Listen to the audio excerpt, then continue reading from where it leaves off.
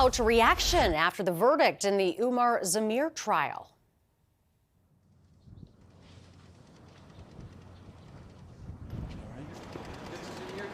So, hold on.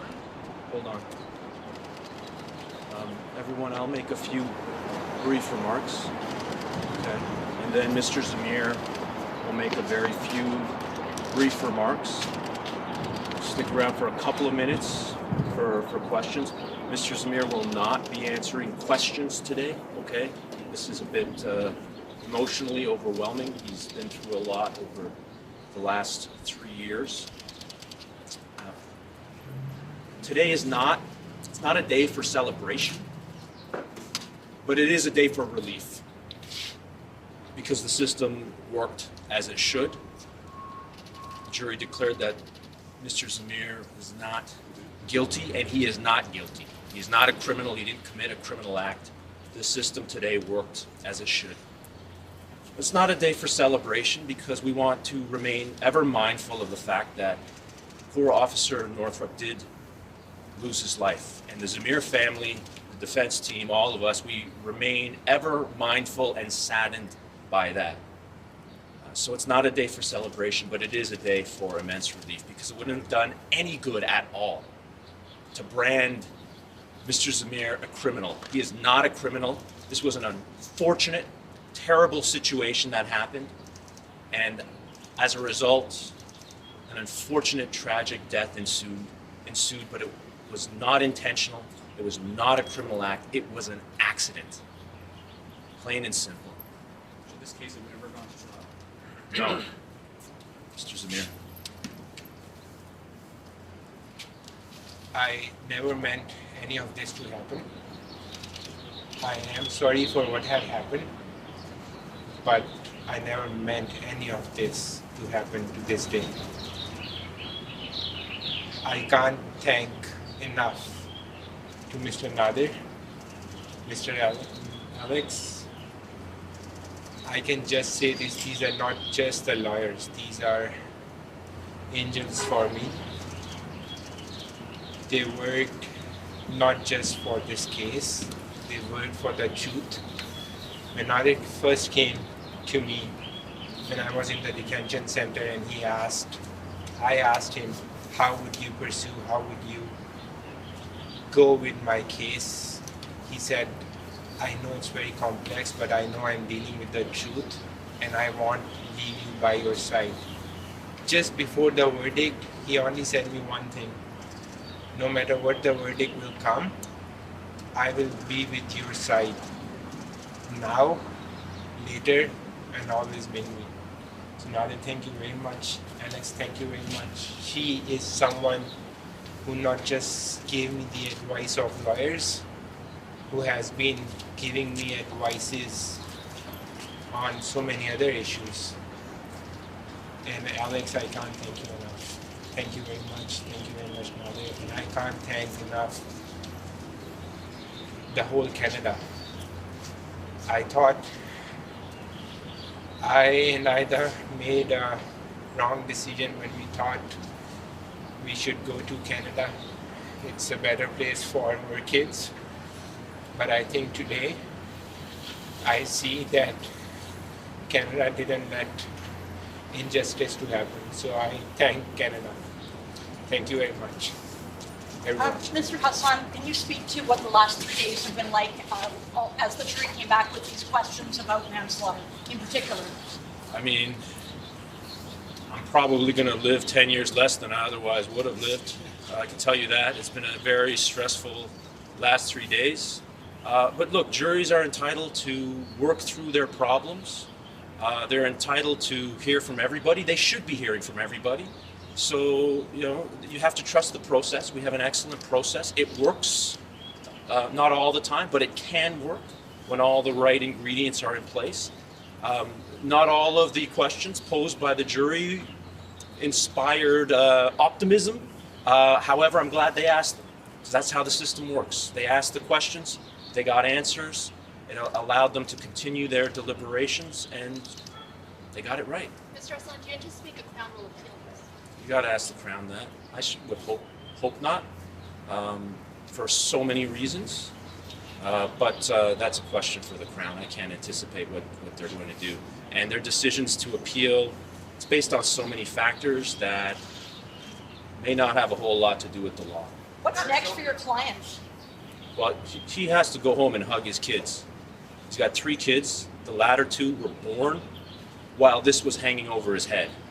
He missed the birth of his second child, his first daughter, while he was in custody on these charges before we were able to get him a bail hearing. So he has to go home and hug his kids and make up for 3 years of lost time. Were you talk about afraid the at one moment point Northrup that the propping jury Mr. was... Zameer up as the verdict came in, and he almost collapsed to the ground. What was that moment like? I can only imagine what it was like for him, because for me it was overwhelming. Yeah. Were you considering at one point, especially in the last 2 questions of the jury, that they were considering manslaughter, or never? Well, they have to consider everything that's in front of them. The judge makes a decision as to what theories of liability can be put to the jury, and the jury is required to consider all of the questions that are in the jury charge. So they have to work through first-degree murder first, they have to work through second-degree murder secondly, and then they have to work through manslaughter. So it's not at all surprising that they were asking questions in relation to manslaughter. That's what they're supposed to do. Should this trial have ever made it to trial, and if not, why? It should not have ever made it to trial. The question as to why it did is a question you'll have to ask my friends, the Crown Attorney's Sorry, Office. say that again if you can. The question of whether or not this should have gone to trial is not a question for me. That's a matter of Crown discretion. And so why it went to trial, it's a question you have to ask the Crown Attorney's Office. People ask me if your client could sue anyone for what he's been through. Is that a possibility? I'm not a lawyer here. We haven't even begun to talk about what's next from a legal perspective. We were so focused on getting to this day. That's what we've been singularly focused on. I couldn't even begin to tell you what advice I would give if Mr. Zameer hypothetically were to ask me about that very question. What message do you think this case gives to police officers, especially those in plainclothes who are investigating, what in a case like this? Well, number one, don't lie when you're testifying in court under oath.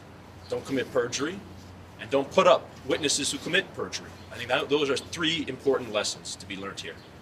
What about identifying yourself as police? I mean, I think it's an ongoing issue of, if you ask the SIU with plainclothes officers, that often when there are interactions with plainclothes officers, the public doesn't know. Yeah, I think that's a very fair point. What plainclothes officers ought to be doing, how they should be identifying themselves. Look, I do think that this case will mark a teachable moment for many police agencies, for many Canadians, about how we want police to act, how they should act, especially when they're in plain clothes. I think that inquiry needs to be done. I think that some soul searching needs to be done on the part of many folks who were involved in this particular investigation and case. So the way to behave, the way to be dressed, that kind of policy? Well, the way to behave among all other issues. I mean, some of their policies are pretty good, candidly. And it's just a function of whether or not they're actually following them. What consequences should there be for potential perjury? Again, that's not my ambit. There are folks who are supposed to look at that, and I'd hope that the Toronto Police Service would look at that too internally. But I'm not going to hold my breath. You mentioned there were moments that you were feeling maybe less optimistic as the jury members were coming back with various questions. Can you point us specifically, like what less optimistic moments were you experiencing, and were you worried that they were getting lost in the weeds? Look, when you're in my position, just like when you're in Mr. Zameer's position and his family's position, you do feel helpless in those moments because we have no insight as to what's going on. So you do your best to read the tea leaves based on what little information you're getting. So any question we get from the jury, we're going to try to make sense of it. And sometimes there's really nothing to be gained from trying to read those tea leaves because we actually don't know what's going on in their minds. Candidly speaking. What about a conflict of interest here? I mean, those prosecutors work with that police force every day. Do you think that that's part of the reason that this came forward? And maybe there should have been a special prosecutor involved here? It's another great question for the Crown's office and the Attorney General. What was Okay. going through your mind when you heard the verdict? Relief, absolute, an overwhelming sensation of relief. You know, I care deeply about all my cases, but some live with you even more than others. Thanks, everyone. Thank you. Thank you. How much Supreme Court of Canada case law was submitted in this case? Was it a lot? Fair amount. Yeah, just like a case I would probably. Yeah. I used to work with my family's law. I asked questions. If I was like in the news, I would ask like lawyer related. All right, there we have been listening to reaction outside the courthouse after a jury just found Umar Zameer, the man accused in the 2021 killing of a Toronto officer, not guilty. We heard there from his lawyer, Nader Hassan, calling it not a day for celebration, but for relief. Also calling it a terrible accident, something that was not intentional, not a criminal act. They're also wanting to remain mindful that a police officer, Northrup, did lose his life in this, but also saying that the system worked as it should and it should be a teachable moment for police. We also heard from Umar Zameer there apologizing, saying he never meant for any of this to happen. Zameer had pleaded not guilty to first-degree murder in the death of Police Constable Jeffrey Northrup, who was fatally run over after he approached Zameer's car in an underground parking garage. The defense argued Zameer did not know Northrup, who was in plain clothes at the time, was an officer and feared for his family's safety. We are expecting more reaction to this verdict, and we will bring you there live right here on CTV News Channel. We're going to take a quick break. Stay with us.